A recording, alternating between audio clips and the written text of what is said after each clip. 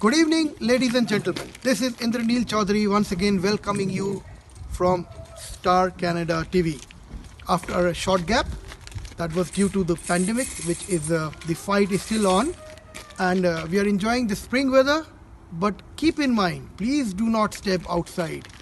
Be inside the boundaries of your home. That is the message from the government, and that is the message from the health experts. So please stay indoors. You can come out, but within the boundaries of your home, please.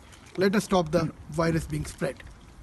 Today, among us, we have a special guest, MLA, Mr. Shane Getson, from the constituency of Lac St. Anne Marie Parkland. He is going to talk to us with regards to few of the recent announcements from the government, and it will be a pleasure to bring him on board. MLA Shane Getson will talk to you about the economic package that has been just now announced by the government.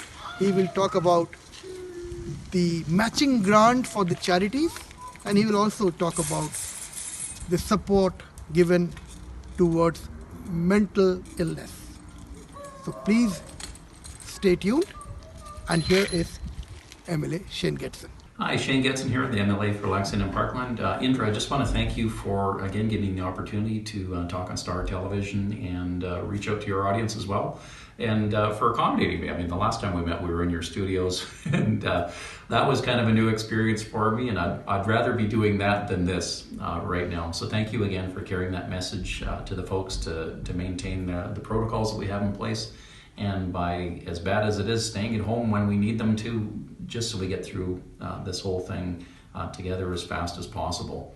And honestly, for me, it's one of the toughest things to be able to have to tell folks that you have to stay at home and some of the restrictions we have in place. So to those that are doing that, much appreciated. And to the other folks that might be in your audience out there that were considered essential workers, and helping us keep those supply lines open, working in the medical side of things, and the testing, simplest things as stocking shelves and keeping the lights on, working in the energy sector, in the construction industry, all of that.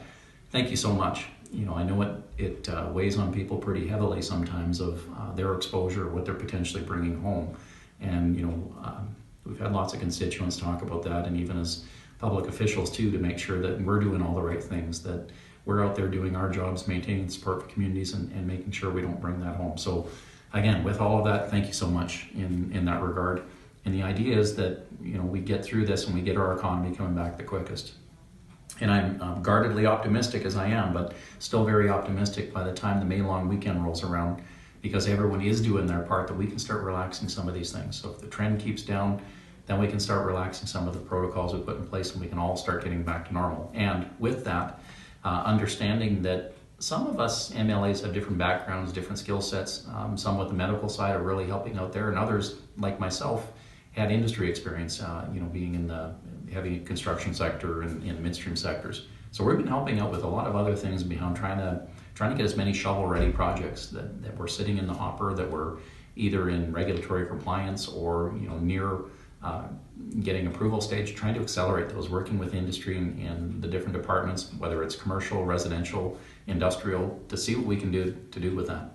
Now, undoubtedly, a lot of your listeners have heard about the Keystone XL project.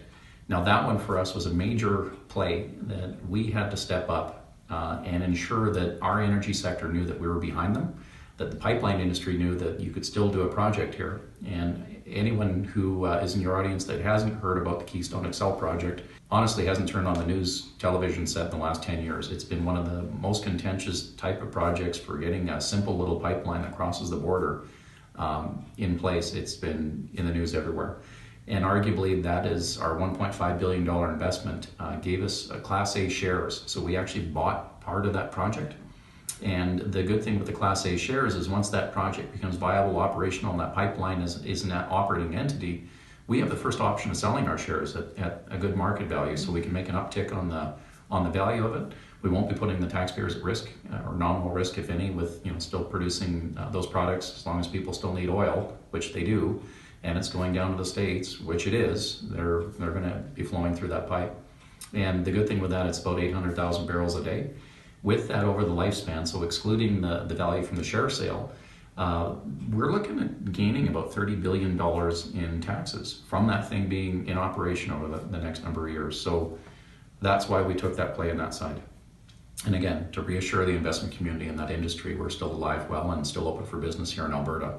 The other one your listeners may have heard about is the $2 billion that we're putting in infrastructure and spending. So with that, it's of vital importance, firstly. I mean, there was going to be a decent spend this year. The fact that it's been almost doubled is huge. It's a huge confidence builder for what we're looking for, building out our infrastructure. So all the roads and the highways, the existing infrastructure, arguably the average lifespan right now on those roads is 15 years for the asphalt surface. So in 15 years, I'm sure everyone can see and appreciate how much, when it's used that hard, and especially in our conditions, our weather conditions that we experience up here with all the frost cycles and everything else, of how much work that it needs to maintain it. So we're doubling our efforts. We're doubling down on that. We're making sure that those roads are still going to be there, the potholes are taken care of, the crack filling, all that. Plus, strategic capital spend on some of the infrastructure, so whether it's bridges or twinning or anything else. Now, the criteria that makes the grade, if you would, pardon the pun, when it comes to those capital programs is safety. So if it's a safety issue, it's of utmost importance. If it's maintaining, that's of utmost importance, and also strategically growing out. So if it's going to have a viability or an economic return. One of the other items that we floated out there, and it was prior to this release, is also a joint venture type model. So any P3 models or any investment models or tolls out there, not for the general public, but predominantly for our partners. So whether it's counties or whether it's industry or otherwise, looking at anything that would help grow the economy, that we could try to help accelerate that. And again, to share in some of the upfront burdens and costs without overburdening the taxpayers, to make sure that we put these in place. The last time we'd spoken, we got a chance where I went off on a bit of a tangent talking about transportation utility corridors and the A2A project. So again, with that, and given the circumstances and trying to make sure that we've got capital spend and that we're strategically building it out to grow the economy and that value add chain, I'm very happy to say that we're trying to accelerate that A2A project by all of 2 years. So if the stars align and if things work here, potentially we could be doing some survey work out there this fall and doing some of the rough grading and potentially doing some of the clearing. Again, that's really all hands on deck through the First Nations communities coming together to help us with that. The federal government working in behind the scenes and making sure it meets their criterion as well as our territorial partners and as well as Alaska. Thank you and have a wonderful evening. Indranil Chaudhary signing off from Star Canada TV. For more information, subscribe the channel and press the bell icon.